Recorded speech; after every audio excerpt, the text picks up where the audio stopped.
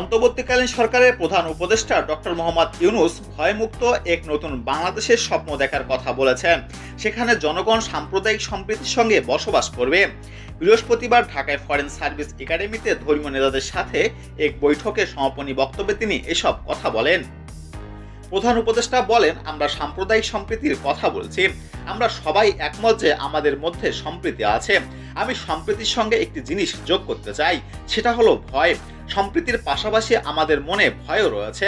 সরকার প্রধান বলেন, আমরা ভয়ে ভীত নাগরিক নই, আমরা নির্ভীক নাগরিক।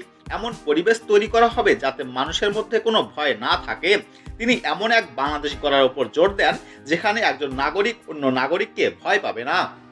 ডক্টর ইউনূস বলেন, আমরা যদি এমন একটি দেশ গড়ে তুলতে পারি তাহলে এটি একটি সফল দেশ হবে। আমরা এর জন্য অপেক্ষা করছি। আল্লাহ আমাদের এমন একটি স্বপ্ন দেখার এবং তাতে অগ্রসর হওয়ার সুযোগ করে দিয়েছেন। এ ব্যাপারে আমাদের সহযোগিতা কামনা করছি এবং এটা সম্ভব।